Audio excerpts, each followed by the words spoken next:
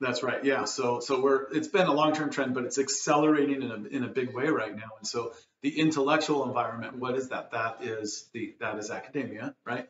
And so, academia, I think, is very narrow. And we wound up talking about his time doing a master's program at University of Virginia, where he was over in France for 1 year. And we had already gone to school when we were 18 in France. And now fast forward to age 23, 24, he's over in France again. And he's at an elite university program in political science and international business. And I said, how was that? And he said, it was overkill. A Princeton friend of mine was like, "Oh my God, that was a horror." I remember she 1 year older than I. She was graduating. I was a junior. She was a senior graduating. She just said exactly what I said. It's such a constraining experience. And so he's coming back into humanity after being kind of shut down and stepping away.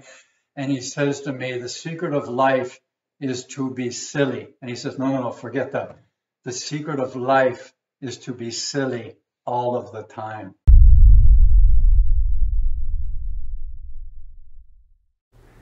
Hi, this is Sifu Slim, author of The Aging Athlete. In this book, you're going to get to hear about two different groups of former high-performance athletes. One group, which is made up of 90% of the former athletes, does not do physical activity on a regular basis and tends to suffer the consequences of a sedentary lifestyle. The other group, which is made up of 10% of the former athletes, is doing physical activity on a regular basis and tends to thrive through the aging process, or at least has a better chance at coping with the aging process. We could have taken these folks to a lab and done all kinds of tests on them. Instead, we slowed them down and sat them down and asked them, in their own words, to describe why they're wired the way they are, so that we all, former athletes and non-athletes, can use some of their inspirational and motivational and mindset lessons in our own lives. I hope you pick up a copy today. You can go to theagingathlete.com. And when you have a chance to read it, I'd love to hear back from you to find out what your thoughts are on the stories of these aging athletes.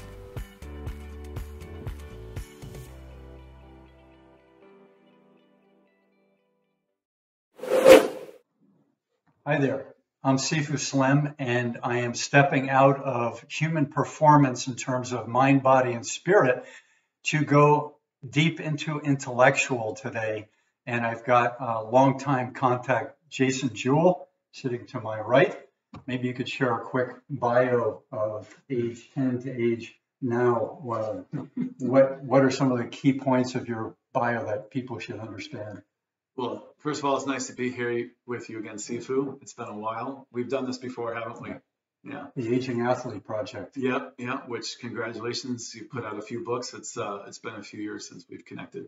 My quick bio, I grew up in the Bay Area. My mom is from Spain, so I always had an international influence in my life. I'm a Spanish citizen. I went to Princeton, Jersey. Sifu is from Jersey. We have lots of different ways in which we connect. After that, I played professional squash on the U.S. team for 5 years, traveled the world, saw the world. That was my second education. That was my business school, I like to say. I then got into investing in finance and did that for about 14 years and did that successfully, co-managed a $6 billion equity fund that was acquired by Nuveen Investments in Chicago. Had a great run doing that, and my passion for that was fueled by my time in New York City, being exposed to Wall Street. After that, I ran a $5 million international children's entertainment company. We built ropes courses, climbing walls, ninja courses, trampolines, indoor entertainment centers for children all over the world, from Saudi Arabia to Germany to China, Australia, Canada, all over. And had fun with that. And the last couple of years has been about entrepreneurial, building businesses, starting a fund, starting companies, investing in companies, trying to find my way, pushing 50 here, and you never stop learning. And I'll end with that because I respect my friend Sifu because he's a student, philosopher. He's very holistic as I am, and I appreciate him for those reasons. Glad to be here participating in this intellectual stimulation and this learning process. So as far as your background, one word that comes to mind is the hunt or the seeking of trends, historical trends, modern trends. When this piece moves on the chessboard, this piece moves, and the whole board could come with it, those types of things. Is that one of the things that was the driving force behind your success, your perception in the financial world? Yes, I think also definitely looking at it as a chessboard or a puzzle. How do the pieces, they interrelate, they're distinct, but they work together. And so how do they work together? What are the long-term trends? What are the pivot points of history? Who are the players? What is the money? What is the influential power behind these big inflection points in history? And ultimately understanding that. And I think having a longer term time horizon is also a competitive advantage. A lot of Wall Street is very short-termism, and understanding those links and challenging them at a deeper level. A lot of Wall Street takes things for fact, foundational thoughts like don't fight the Fed, the Federal Reserve. So understanding how in the last 20 years the Fed was moving towards a place of massive world respect and credibility to a place of compromised respect and discredibility, and understanding that that was going to happen. If in 2005 you said that, I mean, as I said, that we were moving into that period, people laughed at me, right? And now look where we are. So this is why I guess you should write a book every 2 to 3 years, say, this is what I told you, and you disagree. So I do write books, and so I put my learning and my observations in a chronology where you can look at what I was thinking in 2012, what I was thinking in 2014. Subsequent to that, I've also produced 370 videos. They're online. Just search Sifu, S-I-F-U, new word Slim, and you'll see those YouTube videos. And I've shared some of my own thoughts and some with people like Jason, where we go at things in depth, kind of like the Joe Rogan experience. So it's been quite a journey. It's been really good for my learning and my daily stimulation. You have a child, that gives you 24-hour stimulation sometimes. You put a kid in the back of the car, you take him to the game, stuff happens in the game, stuff happens with the coach. Kids wind up, hey, can my friends come along to the ice cream parlor? It's a nonstop stimulation. Would you agree with that? Yes, and children are they're still more integrated than we are. Human adults can be more heavily emotional or heavily intellectual, and kids have that integration. They're very spirit driven, and the light shines in their eyes, and that comes out through play and an authentic exploration, which can be playful, but it can be intellectual. It's not as academic, but it's still intellectual. And so to be an adult and be exposed to that is a gift, because it reminds us of it's the opposite. We think children should grow up to be adult and responsible like us. It's the opposite. We should try to maintain our starting point of childhood purity and beauty and balance. Playfulness and being silly. I happened to meet Rickson Gracie, who's the most gifted Brazilian Jiu-Jitsu practitioner up until he was in his 40s probably, which was about 15 years ago. And when I met him after surfing, so we'd both done our surfing in Ventura, a very famous Surfers Point. We were both finished at the same time, and I'm pulling out in my van, and he was getting into his van, and I looked over, and there's my idol of the last 20 years of Brazilian Jiu-Jitsu. And I rolled my window down, and he rolled his down, and I showed him my Brazilian Jiu-Jitsu card that said the Crusher, which was kind of funny because I'm a skinny guy, but my nickname used to be the Crusher from baseball and softball. And he looked at my card. He goes, "Give me your hand." So we shook hands, and we had a chance to hang out. And during my little conversation with Rickson, I said, "What is the secret of life?" And this is a guy who's very attractive, very muscular, and very in control. You can feel his presence, like maybe General Patton would have a presence or someone like that. and he's got these eyes like a lion, so that they're like ominous and knowing, and you can feel the power behind this guy. I don't have that look at all. I have like maybe a playful, happy look, but he finally smiled like a Yoda type Mr. Miyagi smile. And he says, the secret of life, you want to know that, Sifu? And I said, yeah. He goes, the secret of life. And this was within 2 years of him losing his son in New York at age 20 to bad dealings and a drug overdose. Very, very nice kid, but he got in, he was susceptible to that throughout his life. And this poor guy lost his son. He had 2 sons, and he lost, Roxen was the kid's name, Hoxen in Portuguese. And so he's coming back into humanity after being kind of shut down and stepping away. And he says to me, the secret of life is to be silly. And he says, no, forget that. The secret of life is to be silly all of the time. And so he gave me that gift. You don't meet many Yodas in your life, but he gave me that gift. And then I kind of was, I was giving myself credit because I've been accused of being too silly in meetings and in interactions for most of my life, and a little bit of the court jester in my DNA. And so I think that what he said gave me, what is the word called where you give credit for what you were doing, not authentication, but whatever that word is.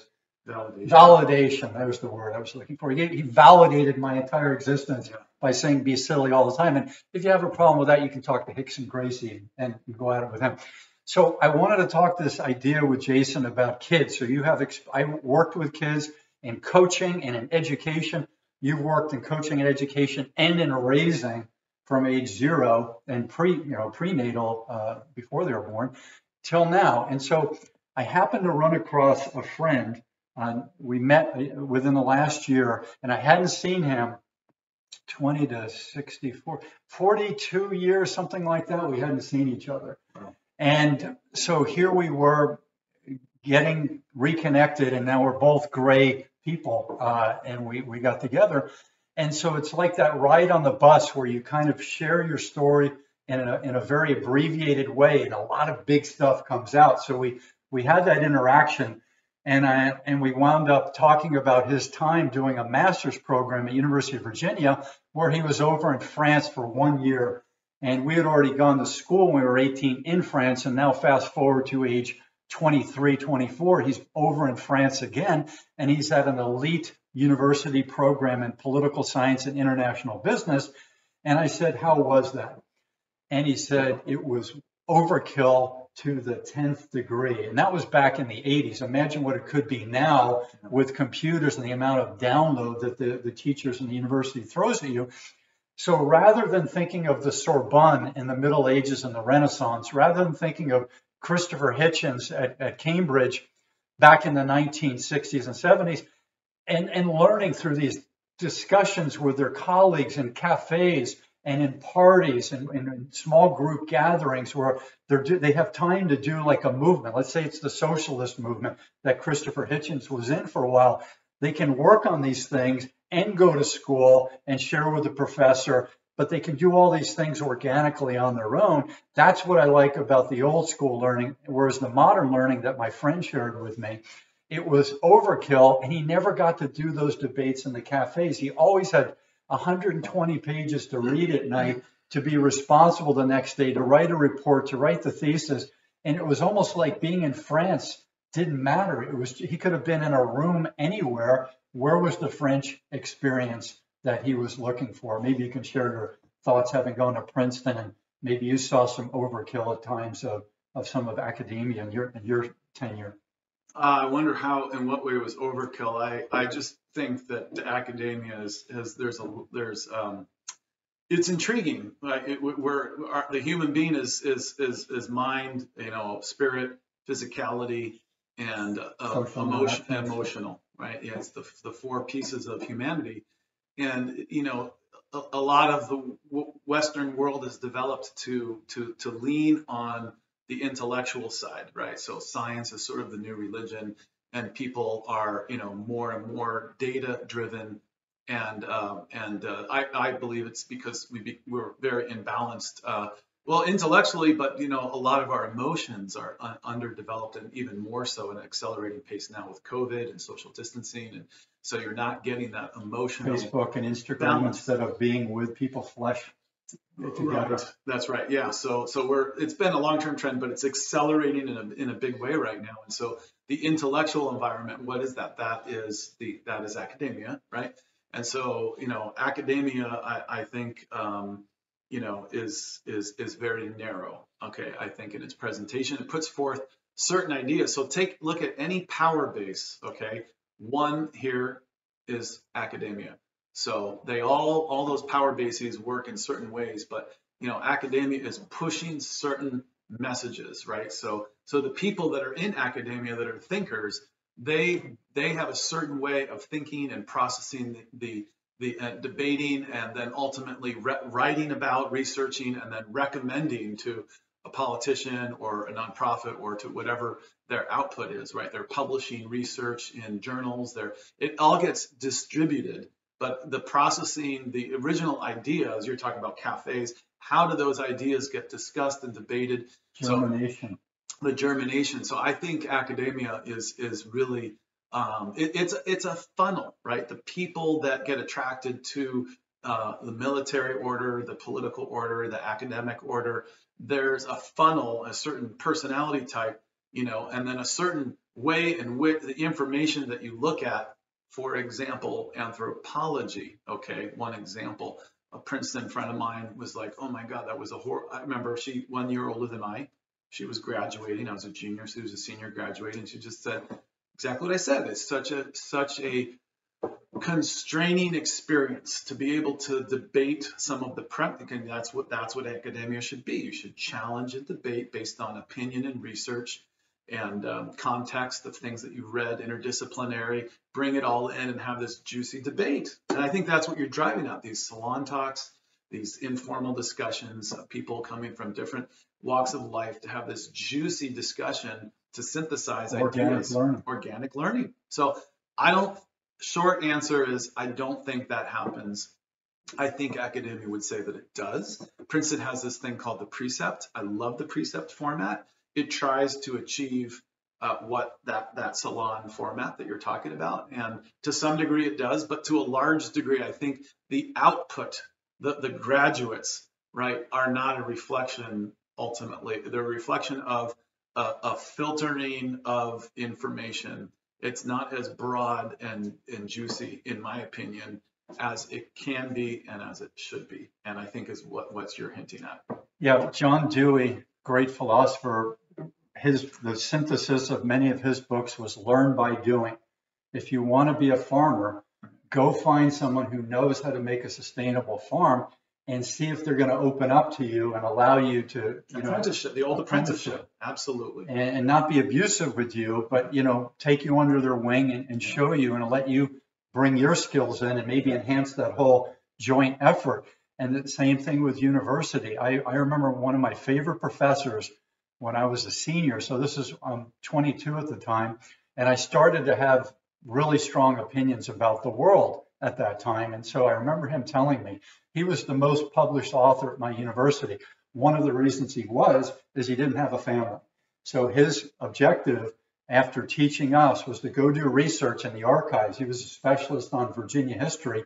So he knew the primary sources better than many in Virginia. And when I had him, he was in his 60s. So he had done that for 40 years. Mm-hmm. And he was a smoker, and he shot pool, and he drank a couple of whiskeys. So that was his only thing besides teaching. Luckily, he was this big, strong guy that his body held together with his smoking and drinking. And he lasted until he was in his 90s, still put output of books. But I remember one thing he said that went against my nature, which is sustainable, which is balanced. That's all in my nature, thank goodness. He said, I just wanted to tell you folks, you're doing really well in my course. And he said, I'm making the test harder for you than I did for the people who had this last semester based on your aptitude.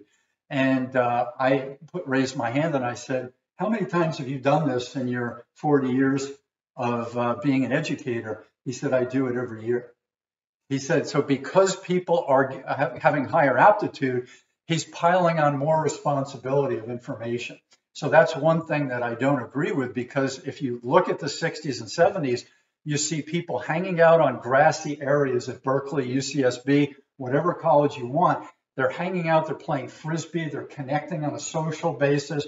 They can do more of the activism, they can write poetry, Jim Morrison, join a band, what have you, and they could do more of that. But if you just keep going with what could be considered, and I don't mean this in a racial way, but the Asian work ethic of the people from the Asian families who get into universities, and maybe Indian people too, those are two segments of our population that I've seen and I've had interactions with, where they prioritize the book and the schoolwork, but don't have all of the squash playing, frisbee playing, poetry writing that I think is part of their normal heritage, but it got erased when we were developing the Puritan work ethic.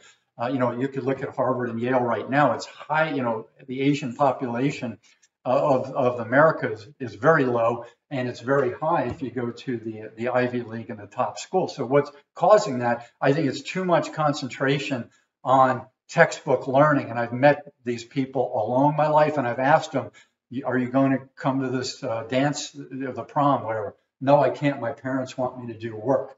Yeah. Right. And so they're doing all this work. So that's something I've observed, and I'm willing to be challenged on that. But that's something I've observed. Some people call it the Asian myth. I don't think it is an Asian myth. But you'll see that in India. I was working at someone's home and contracting in Davis, California, and the dad and the mom were doctors from India.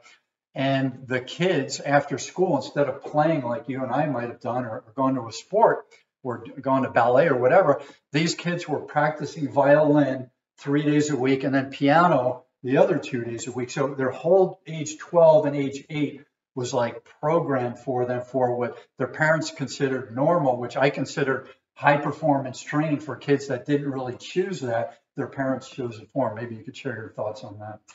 Yeah, unpack that a little bit. So first of all, having a balanced approach to life, I think, is really key.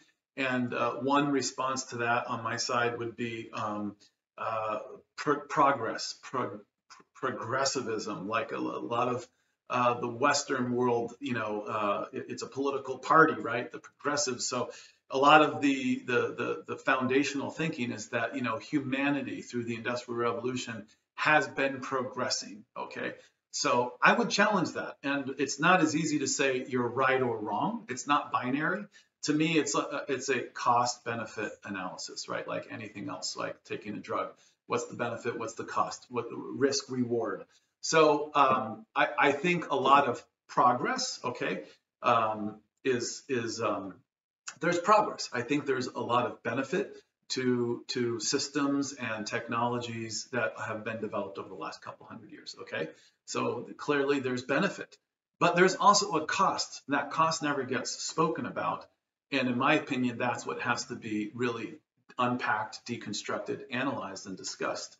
So one of the costs is exactly what Sifu highlighted, right? Is that a human being by itself, much less in a family unit, much less in a community unit or a nation or in society level, at all levels, is unbalanced. Okay, and so then when you go back to kind of the old village lifestyle, what was it? What was that structure, right? There was some democracy, but there was also a little bit of autocracy because, you had leaders. Those leaders knew that it was, first of all, our old friend Isaac, I have to borrow his term because I love it, a human scale community where there's accountability, where leaders and power can only go so far. And everyone knows what you're doing. And so if you're a bad actor, it gets immediately recognized. And it gets recognized at an early age because there's kind of a vying for power, and you get, whether you're the medicine man or the spiritual leader or whatever you are within that village, from a young age, it's identified that you have these skills and these intuitions and these interests and these good judgments. And so then you're ultimately cultivated, and ultimately one person is chosen. And usually, pretty much after that whole process, they're right, but then you can always kick that person out, anyone in the society. So there's balance there. But my point is that, let's say the spiritual leader, they're making decisions, right? And some of these decisions are going to be you need to have a balanced approach to life. You might be in the warrior class. You might be, raising the children. You might be the healer. You might be whatever, your contribution is to our small village. That's your skill. But everyone has a balanced approach because we are this holism. We're energy. We're exchanging it. We're a community, right? And we're balanced because we have these faculties and we have to use them all. And so the cost of this progressivism, if you look at kids, just look at each subsequent generation, is it's a sliding slope to transhumanism, to dehumanization. And it started with, like Sifu pointed out, in the 60s and 70s, there's a big change. We went to China in the early 70s and we opened China, and this competitive system, along with technological advancements, those two things going in tandem, leads to this value system, right? And it's a reward system. So you study and you become this automaton robot, right? That needs, and the bar, like his professor, you keep raising the bar and more this, more. These children are so stressed and they're so dehumanized, right? That they break down and they're sad, they're depressed, they're suicidal, they're all these things. Is that progress? Question mark. In my book, it's not. Yes, these tools, these technological tools, are a reflection of the human ingenuity and our ability to test and measure and create and produce, right? Turn ideas into products that we can use, and they are productivity tools. That's true. In that sense, it's progress. In the other sense, it's the dichotomy of the human being. We're leaving so much off the table and we're putting humanity at risk. It's way more than just living an individual life of happiness and joy, play, and being healthy in your mind and body. It's literally a risk for humanity, in my mind. It's a productivity and a progress if you want to sell more psychotropic drugs. So the UCLA students, when I was writing my first book on wellness called Sedentary Nation, available at sedentarynation.com, I looked into what students wanted, and it was a great article about the students at UCLA, and they polled the students and they say, what do they want to learn more about? These were medical students at UCLA, and they said, we want to learn more about holistic medicine, integrative medicine, because we're looking at our friends and ourselves, and there's a line of people outside the psychologist office at UCLA, and they had to hire more psychologists. So people want to unload. They want to talk about their inadequacies, their doubts, their addictions, anything that's wearing down their mind, suicidal tendencies, breakups, etc., choosing which type of sexuality they're going to pursue, all these things.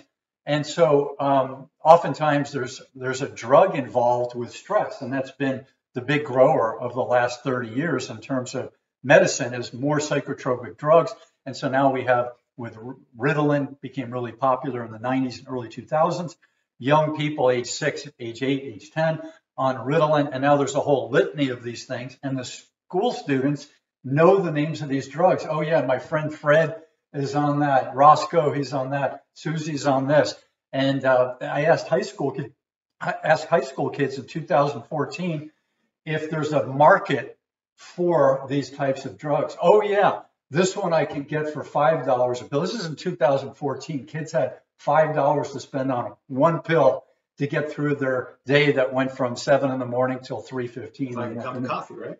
Like a cup of coffee, $5. You can buy the drug and make one swallow, or buy the cup of coffee and have 15, 20 swallows. So they knew more about the drugs than I did. I'm uninformed on drugs, right. But they knew that sitting in a classroom with 33 kids who were stressed out, many of whose parents were having trouble or they were single parents, in a very expensive town like we were in Santa Barbara, but it could have been in a town that wasn't affluent. It was just hard for families, and it's hard for kids in the modern era. I'm not saying it was really easy at any time. There's always pressure. We have less bullying now than we did in my generation, but we have more other things, more sedentism, more self-doubt, less knowing who you are, less progress of the economy, which when there's a question mark as compared to the 60s and 70s when I was a kid, I always felt good that my dad was going to come home from work and he's going to be able to go to get his job. I never even thought about him losing his job. My whole youth, I never thought of it. I figured every 8 years, 10 years, there'd be a new car. Now people are interested in every 2 to 4 years, a new car. Yeah. But, you know, when the doctor's bill, the braces came, I was not worried about the idea of affordability, where a lot of kids now are hearing from their parents at the dinner table the stress related to just surviving this economic morass. And so maybe share what your thoughts are on some of those. Well, the last point, I'm just going to go back to your core point there, which I think it's a slippery slope. So this isolationism that's reflected in these kids taking all of these drugs to manage their mental capacity, their psyche, their feelings and emotions. So I think you have to unpack that. So go back to 1890 was the census declared the frontier was closed. 1920, the census declared that America was an urban society. So we're dealing with 100 years here. So we've been an urban society for 100 years. So we can go back farther, but just for the sake of the argument, look at that last 100 years. It really starts with the greatest generation, and that leads up to today with Generation Z. So you've got like about 5 generations there, and look at how slippery this slope is. You basically went from an agrarian society where you had the larger families, 10 kids, you know, and you had within a small community where the farmers helped each other. Your fence is broken. Hey, I'm taking my day off and I'm going to go help Sifu rebuild his fence. That's how those communities cooperated. They had each other's backs. Not saying it was perfect. Nothing's perfect. There's no utopia here. The village construct that I described earlier, that wasn't a utopia. There is no utopia. But in my mind, it's a human scale community that's juicy and it worked. And people,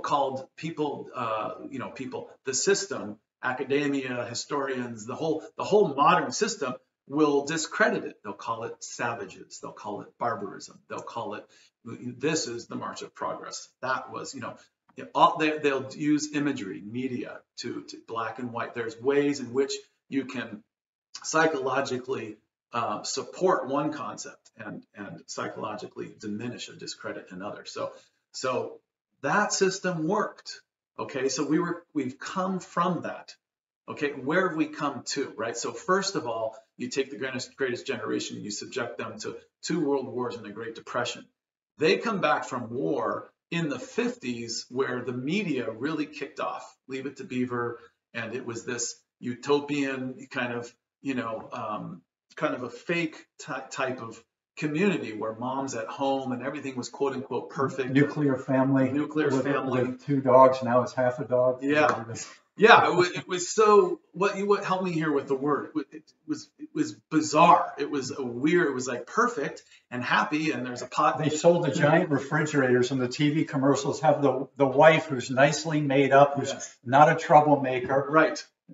She's got her apron on or her looking good outfit on, and she opens up the new refrigerators from the 50s and early 60s, and it's completely full on both sides, the freezer and the refrigerator, with food that will last a long time, packaged food that will last a long time. Besides the tomatoes, the cheese, and the celery, it was all this packaged food. And what were they selling with all that? Exactly. So, but just psychologically, you had a dad that was severely PTSD, severely traumatized by war and depression. He saw his buddy's head get blown off. He saw his brothers stand in soup kitchen lines, people that were desperate and dying. And, for 25 years of that, a whole generation of that, these people were broken. And the society of the 50s was just put up and shut up, zip it, and don't express yourself, keep it all in. And so, but energy flows. You can't keep energy in. It will come out somehow. So these boomers that were subject to that family environment, in the context of what the boomers were shown, which was sex, drugs, and rock and roll, right? Here I have these parents that are like, traumatized and stuck in the last century and depressing and not fun. And fearful of God, many of them. Fearful of God, all of these components that were represented to a young child in the 50s. You know, they saw, what did they see? They saw the Beatles. They saw all these things. I want to go to Woodstock. I want to do, you know, I want to experiment with drugs. I want to, you know, the sexual revolution and the Rosa Parks and the, you know, all of these, you know, that time of revolution represented freedom, whereas their parents represented oppression. And so all of the rules in the old school. So from there, it broke. So the support system broke.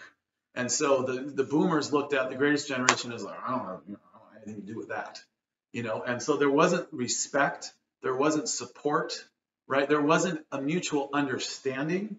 And so and then boomers go down the path and then, you know, compromise values, have sex with anyone, have any drug you want. That we know where that goes. That goes off. Read any book you want. It's fun until it's not. So it's, you know, so you need so that's where it started. And then you fast forward from there. I mean, you could talk a lot more about that, right?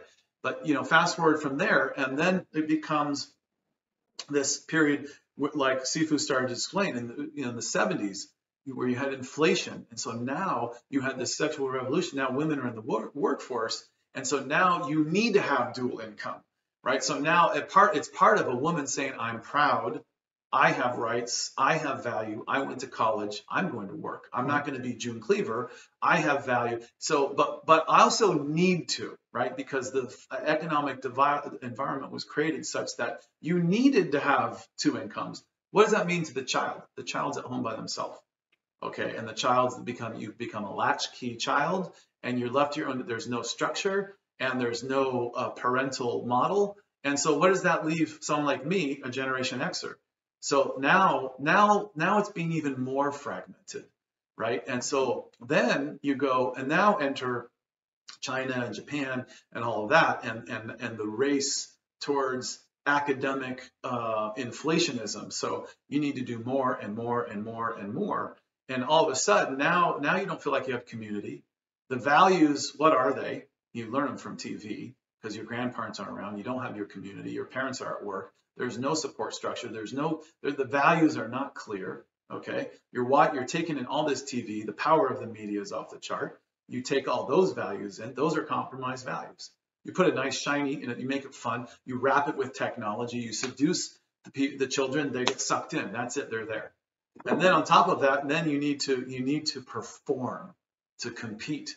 And that was the 80s and the 90s. And by the way, America, we were on top of the world, undisputed power, especially in the 90s, right? So we could do no wrong. So what we were doing was right? So you know, if you were just a casual observer, you would say, I guess we're doing something right. We're king of the world, right? And everybody wants to come here. Let's keep doing it, right? So let's work harder. My mom's from Spain, as I said. We'd go to Europe, and you know, I was traveling on the World Squash Court at the time, and we talked to a Spaniard, and like, you know, we work to live, you live to work, right? So that whole debate, right? So that's going on, right? And then from there, the slope gets more slippery, right? Because now you have social media, and that the whole social, like I described, that whole community, then the extended family, then the nuclear family, all of those gone. Then what are you left to? You're left to media, that's your parent. You're left to technology, that's your God, right? That's your goal, that was your targets, right? And then now you have social media. So now you're going into a virtual world, because even me as a Gen Xer or someone growing up, you know, even an older millennial, they were pre-digital, right? So they, you know, and you know, younger millennials starting from there going forward, they're all digitally native, right? So now you have virtual worlds. So that's virtual reality. That's a horrible term. Socially distanced. These are horrible terms. These will break humanism down. It's a long, slippery slope. And you can extrapolate from there. You add artificial intelligence on top of that. You add Elon Musk's response. And I don't mean to single out Elon Musk. I am not. I'm just using him as an example. This is a systemic response. It's implantable chips. And it's all in media. Terminator 4 came out in whatever year, I don't know, 2005. We're talking 15, 20 years ago already, right? The media sci-fi is real-fi. They put out what is going to happen. Minority Report. right? Thought crimes. That was 2000. That was in the 2000s, right? These old movies plant the seeds for what's to come. There's these things called futurists. These are people who are visionaries. I believe they're authorized inside the system. But whatever you think, the reality is if you study these things, they end up coming true again and again and again. And if you believe that, then you believe that that's where we're headed. Take Harari. He wrote Homo sapiens. He wrote Homo Deus. He talks about going to in a more academic way. Elon Musk talks about more of a societal, technological, entrepreneurial response. But so you're coming from different angles. But the bottom line is cyborg. So we become literally, and I always thought from 2007 when the iPhone, think about the iPhone, the me, it's me. Think about the 80s, the Madonna, material world, it's about me. That then leads into the iPhone. It's the I. I'm carrying my brain in my hand. I can look anything up.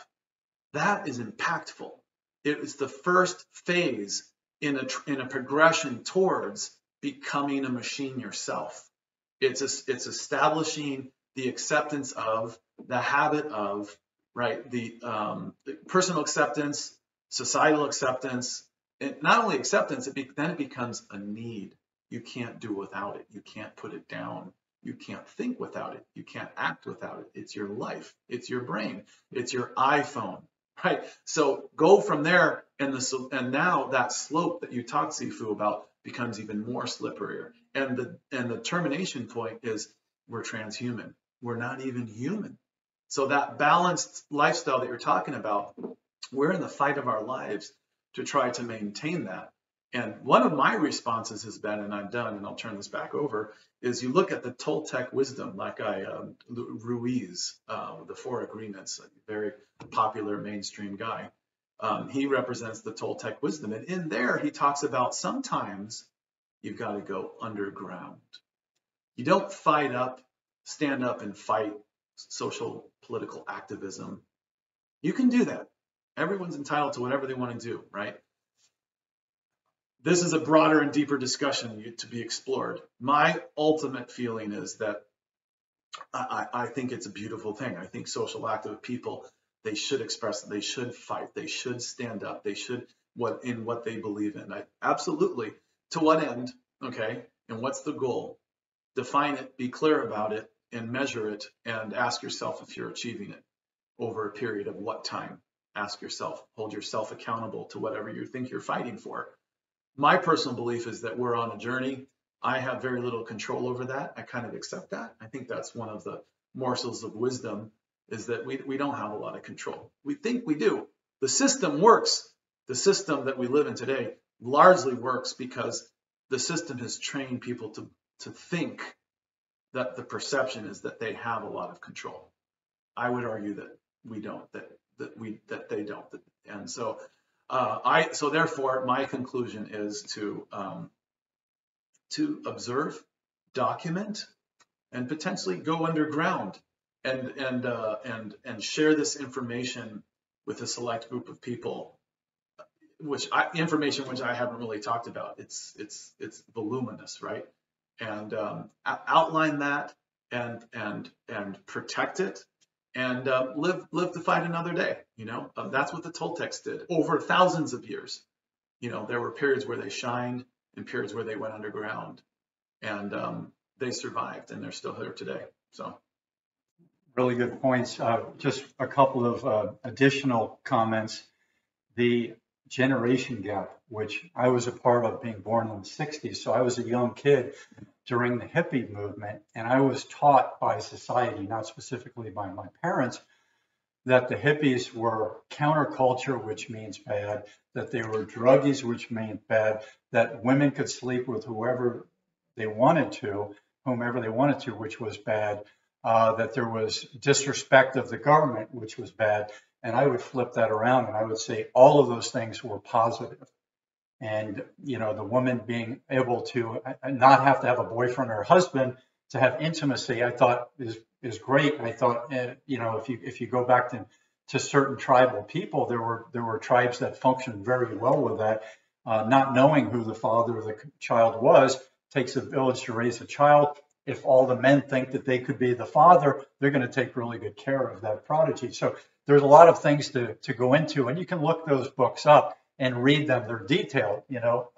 Sex at Dawn is one of them, and I'm not saying I agree with 100% of what they're saying, but there are 5 books on open relationships that came out all within a certain period of years, within the last 15 years, and they talk about animal biology and native peoples and old customs, and they bring that all in to the modern era. And I think that they are fun books to read, entertainment-wise, and they're eye-opening in another reason. I'd love to respond to that really quickly. Yeah, go right ahead. I think that's a great point to demonstrate the points that I've been trying to make, which I think is it's not binary. A woman's choice to sleep with a man is not binary, in my opinion. We have one side saying, she should sleep with a certain man, and the tribal elder will say who she can marry, and it's all programmed and scripted and chosen, and for strategic reasons, for what the other side is a woman can sleep with whomever she wants, and I tend to fall in the middle, which having more leaning more towards this side, which is that if there's a value system there that the person, woman or man, grows up with, and that you give that, you have accountability in your system that you grow up with, and you have values that are distributed clearly and and explained as that child grows up, then the child grows up to grow up with accountability, making good decisions. So a woman is not just going to sleep with whoever she wants, or a man, I'm going to sleep with 100 people and I've got notches on my belt, right? Or they're unhappy and they fulfill their sadness by having sex as much as possible. No, the middle ground is that the woman makes good decisions that are good for her to sleep with this person, because that person completes her and fulfills her journey and supports her, and whatever. That's kind of the middle ground, because the pendulum tends to go to extremes in our society, tends to become very binary, and then two opposing, back to Hegel, Dr. Professor Wolf, saying you've got thesis, antithesis, and they strike and they literally obliterate each other, and out of that comes a synthesis, or a phoenix from the ashes. So that a lot of the cabal uses that sort of a principle to have two opposing sides, and I think that's where we are in society. Your demonstration of a woman being able to make a decision to sleep with someone of her choice is a great focused example of that. Yeah, I am. And I'm, of course, not saying to go out and get STDs, right, and to go out and get a bad reputation, because you do have to take into consideration the social construct where you're living. You don't want your parents to throw you out of the house at age 14 or 16, or if you've got a kid, you're living with your mom. Well, maybe you are a free spirit, and if you sleep with 50 people and I sleep with 5, that doesn't necessarily make you me promiscuous. If I sleep with 50 people, you can imagine a scenario that you're a free spirit. Are you getting something from that connection with that person? Are you enriching yourself? Are you not just pulling from them, and filling a void, but you're enriching yourself somehow, right? You're having a spiritual, emotional, a full body experience with this person. That doesn't necessarily make you promiscuous, but it might make you promiscuous. So, and ultimately you're the judge of that, but your community will be the judge too. And what are the community's values? If the community's values are pear-shaped, as the British would say, then maybe you shouldn't listen to them. And maybe you should find a new community that reflects values that you have. But if your values are also circumspect, then, do you have the space to stand back and question that? I don't know. Hopefully you do. The other book besides Sex at Dawn is called The Monogamy Myth. I read both of those back to back, and there are a few more that people recommended that I haven't read yet, but they all came out around the same time, sometime around 2010 to 2017. And they're really interesting because the monogamy myth shows you that in the animal kingdom, and the historic hunting and gathering people, that there were very rarely monogamy. And the biological, the zoology studies show that very few animals are, like lovebirds, have 200 partners cruising through to inseminate this woman. And she's not telling all the guys that show up that she's sleeping with 200 guys, that are flying by to the nest. They're thinking perhaps, I forget what the study said, but they might think that they're one of three or the only one, quote unquote. So that's something to consider.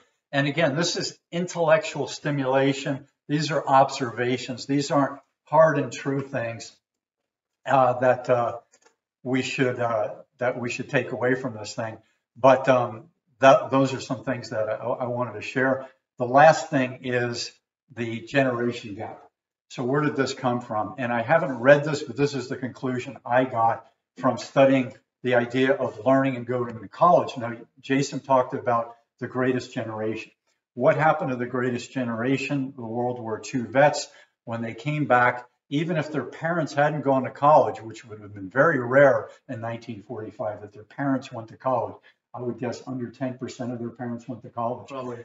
So the growth of academia was on the roll starting in the 50s, but the people who were given the GI Bill that allowed you a 4-year college degree paid for in a large part by the government, they're these people in 1945 to 1949 and beyond that were able to get BAs, BSs, master's degrees, PhDs, MDs, and it allowed them to be people who looked at the study of evolution, and it's actually E, not Ev, like the British say evolution. And I was listening to Richard Dawkins, who's British, Professor Richard Dawkins, and he said it's from Latin, which is evolution. So I'm using the word evolution since a week ago instead of evolution. But anyway, you look at these things and you look at the control against learning, the Scopes monkey trial, and all these things talk about the difference between the old school religion and your local pastor or priest being the only literate person in the community, and him telling you what you could do. Not a woman, a man who was single, who was a priest, who was supposed to be a non-sexual being, or your pastor saying, don't have sex till you got married, these types of things. That's where you got a lot of your information. Then these World War II people who left Alameda or Austin, Texas, or wherever they left in 1941 through 45 to go over and be part of World War II, that didn't have a lot of this education and open-mindedness, that grew up in like a church-going family. All of a sudden, they started having sex overseas, a lot of them, or in their bases in America. Then they came back and they got an education that said, this is what evolution says, and this is what science says, and it goes against what you learned about Adam and Eve and the family structures of the past. And that's where the generation gap, in my opinion, happened, was between these young people and their parents, and then my generation and my parents, where we were learning even more about the freedom to choose and the freedom to take a look at a system and to criticize it. Whereas when we did that when I was young, my parents would have said the idea of going against America, well, if you don't like it, move to another country. Starting in my generation, we said, no, we're going to evolve this country, not just leave it. So final thought on that.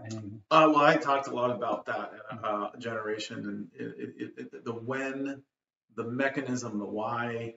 I think those are all the important things to underline when you're exploring topics like that. It's a very important topic because it's the concept of divide and conquer, like the British Empire. So the when and the why is very important. Was it planned? How was it planned? Why was it planned?